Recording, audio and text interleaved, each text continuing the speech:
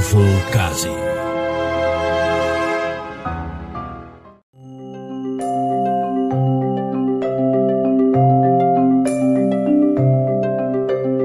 Andai saya koruptor di sebuah perusahaan dan berhasil menjaring uang hasil korupsi kecil-kecilan sebesar 250 miliar rupiah, sebuah angka yang pada posisi saya sekarang sangatlah besar, maka apa yang akan saya lakukan dengan uang itu? Lagi pula, angka ini adalah angka yang paling visible saya dapat dari perusahaan swasta, bukan dari uang rakyat.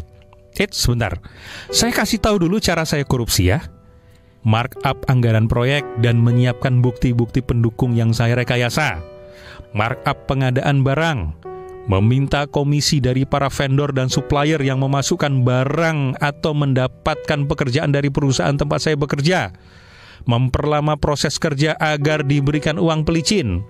Membuat berbagai perusahaan sendiri, kemudian semua procurement dan pekerjaan di perusahaan harus lewat perusahaan saya itu. Kemudian minta bagian dari penempatan dana investasi perusahaan ke penyelenggara outlet investasi. Menerima upeti dari orang-orang yang ingin naik pangkat dan jabatan.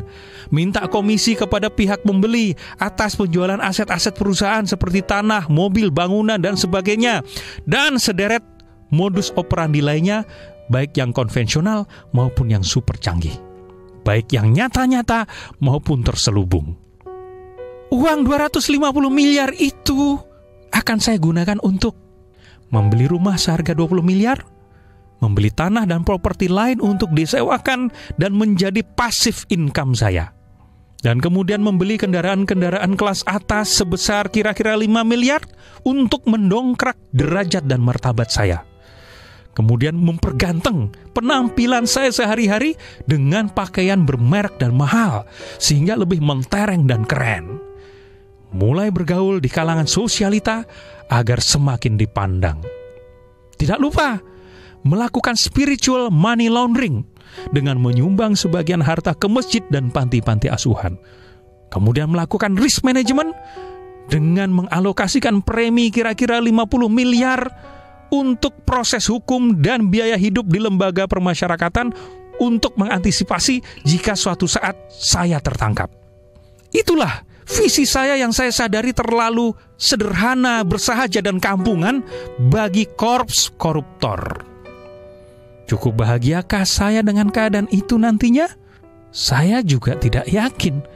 Karena jika dengan pendapatan yang hari ini saja saya terima, saya merasa belum cukup, maka pada saat pendapatan saya sudah mencapai ratusan miliar itu, kemungkinan saya juga belum merasa cukup. Lawang biaya hidup yang menyertainya juga melonjak. Social cost. Apa tujuan saya punya visi kehidupan koruptor seperti itu?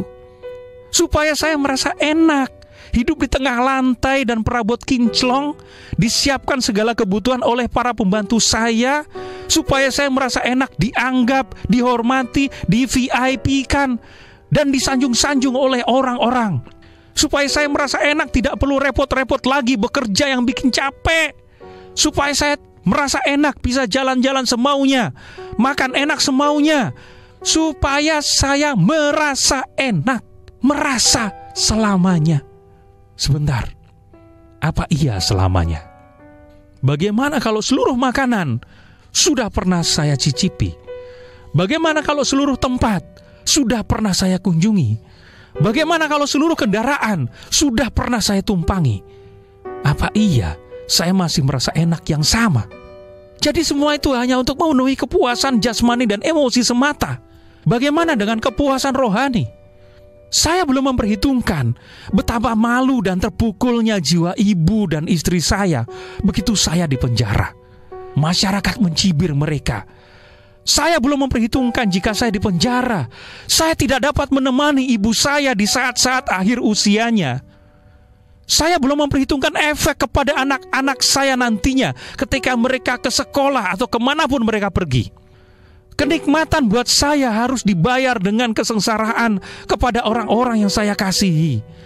Belum lagi kalau akibat uang haram, darah keluarga saya tercemar, dan akibatnya kena penyakit fisik dan jiwa, durhaka, narkoba, pergaulan bebas. Jadi saya ini cuma ingin enak sendiri, enak jangka pendek, enak sebentar, dan enak jasmani dan emosi. Padahal jasmani dan emosi adalah kendaraan saya untuk hidup.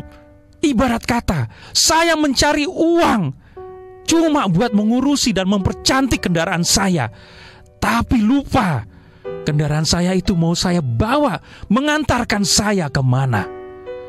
Mungkin koruptor sejati yang membaca tulisan ini akan menertawakan saya, karena saya ini cuma menghayal. Sok tahu lo, begitu kata mereka, lantas menyindir saya dengan mengatakan, jangan percaya dengan apa yang kamu hayalkan sebelum membuktikannya sendiri. Saya tidak tahu apakah itu ajakan kepada saya untuk benar-benar merasakan hidup enak sebagai koruptor, atau sebaliknya.